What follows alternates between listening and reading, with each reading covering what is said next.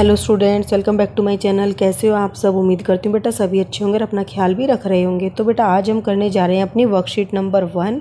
Subject क्या है बेटा? सोशल साइंस की आपकी ये वर्कशीट है। इस हफ्ते आपकी वर्कशीट नंबर 1 ही आने वाली है, ठीक है। और 6th क्लास की ये वर्कशीट है और 11 तारीख की है बेटा। चलिए स्टार्ट करते हैं। हिंदी मीडियम में है, इंग्लिश मीडियम की ऑलरेडी बन चुकी है, तो बेटा कोई है तो वो देख लेना, ओके।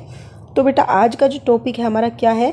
सौर मंडल में पृथ्वी, और इसमें हम पढ़ेंगे खगोलीय पिंडों के बारे में, ठीक है। तो चलिए स्टार्ट करते हैं। क्या होते हैं खगोलीय पिंड?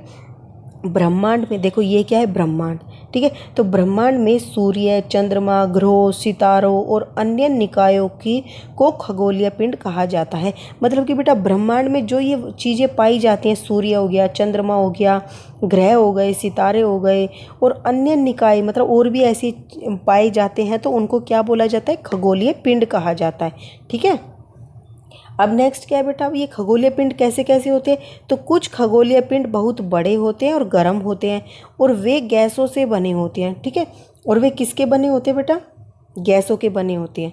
उनका अपना ताप एवं प्रकाश होता है जिसका वे बड़ी मात्रा में उत्सर्जन करते हैं। तो बेटा जैसे कि तुमने देखा होगा सूर्य है, सूर्य का अपना खुद का ताप भी होता है, प्रकाश भी होता है, और वो क्या करता है? बड़ी मात्रा में उत्सर्जन करता है। मतलब कि जो उसकी ऊर्जा होती है, गर्मी होती है, उसका उत्सर्जन करता है, उसको छोड़ता है, जिसकी वजह से हमें बहुत ज़्यादा गर्मी लगती है। इन खगोलीय पिंडों को तारे कहा जाता है, ठीक है। तो इनको तारे कहते हैं। और जो सन है बेटा, सूरज है, वो भी क्या है? एक तारा है, ठीक है। लेकिन हमें वो बड़ा दिखाई देता है क्योंकि वो हमारे ज़्यादा नज़दीक है, ठीक है। अब क्या है बेटा? कुछ खगोलीय पिंडों का अपना ताप और प्रकाश नहीं होता, तो वो क्या कहलाएंगे? वे तारों की रोशनी से जगमगाते हैं, ठीक है। जैसे सूर्य के प्रकाश से जगमगाते हैं, ऐसे पिंड को ग्रह कहा जाता है, ठीक है।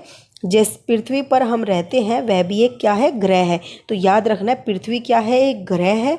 सूर्य क्या है? एक तारा है। और ये सारी चीज़ें क्या हैं? खगोलीय पिंड हैं, ठीक है। अब बेटा क्या है ये? नीचे देखो, तुम डायग्राम में देख रहे होंगे, एक तारों के समूह ने मिलकर एक आकार दिया है, एक आकार या पैटर्न बनाया है। तो इसको क्या बोला जाता है? तो तारों के समूह द्वारा बनाए गए विभिन्न पैटर्न को नक्षत्र मंडल कहा जाता है। अपने दादा दादी से पूछना बेटा, या फिर आप अपने आसमान के नीचे लेटते हो तो तुम्हें ये दिखाई देगा। देखने की कोशिश करना, ये आसानी से दिखाई दे जाता है सबको। इसमें 7 क्या होते हैं? तारे समूह में ऐसे दिखाई देंगे।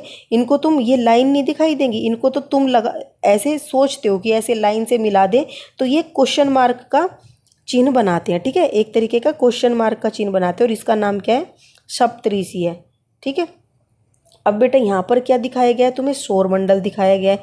पृथ्वी की तरह हमारे सौरमंडल में 7 अन्य ग्रह भी हैं। तो एक तो पृथ्वी हो गई और 7 अन्य ग्रह। तो ये रही बेटा पृथ्वी, ये आपका सूर्य है।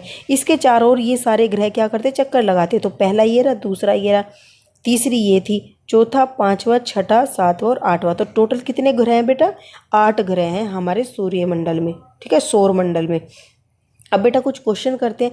तो आपसे बोला गया है कि खगोलीय पिंडों को परिभाषित कीजिए। तो खगोलीय पिंड हमने अभी पढ़ा था थोड़ी देर पहले। क्या होता है खगोलीय पिंड? ब्रह्मांड में सूर्य, चंद्रमा, ग्रहों, सितारों और अन्य निकायों को खगोलीय पिंड कहा जाता है। तो इन सबको क्या कहते हैं? खगोलीय पिंड कहते हैं। अब नेक्स्ट क्वेश्चन क्या है बेटा हमारा? कि एक ग्रह एक तारे से कैसे अलग होता है? तो हमने अभी पढ़ा था बेटा कि तारों का क्या होता है? खुद का अपना प्रकाश होता है, ठीक है। 1 मिनट, ये स्पेलिंग अभी सही हो जाएगी, ठीक है। तो क्या होता है? तारों का अपना खुद का प्रकाश व ताप होता है, जबकि ग्रहों का अपना खुद का प्रकाश व ताप नहीं होता। ये लाइन भी लिख सकते हो आप चाहे तो इसमें, कि ग्रह जो है होते हैं वे तारों के प्रकाश से जगमगाते हैं, ठीक है। ये लाइन भी चाहो तो लिख देना। ये आपका था बेटा सेकंड का आंसर। अब थर्ड क्या है? नक्षत्र मंडल क्या है? तो नक्षत्र मंडल क्या है बेटा? हमने अभी पढ़ा था, तारों के समूह द्वारा बनाए गए विभिन्न पैटर्न को नक्षत्र मंडल कहा जाता है। और फिर बेटा आप ये डायग्राम बना देना उसमें, ठीक है। अब लास्ट क्वेश्चन क्या है बेटा? कि हमारे सौरमंडल में कितने ग्रह हैं? तो बेटा हमने अभी बात करी, हमारे सौरमंडल में कितने ग्रह हैं? 8 ग्रह हैं। तो आप लिख दोगे हमारे सौरमंडल में कुल 8 ग्रह हैं। 7 मत लिखना क्योंकि इसमें पृथ्वी नहीं बताई गई थी। तो हमारे सौरमंडल में कुल 8 ग्रह हैं, ठीक है। तो ये आपकी आज की सामाजिक की वर्कशीट थी। बहुत ही आसान सी थी और मज़ा भी आया होगा आपको इस बारे में जानकर, हमारे ब्रह्मांड में क्या क्या वस्तुएं हैं, किसका प्रकाश होता है, किसका नहीं होता, तो इस वीडियो में बेटा इतना ही। अपना नेक्स्ट टॉपिक जो होगा अपन नेक्स्ट वीडियो में करेंगे। तब तक के लिए ऐसे हंसते रहिए, मुस्कुराते रहिए, पढ़ते रहिए और आगे बढ़ते रहिए। Thank you.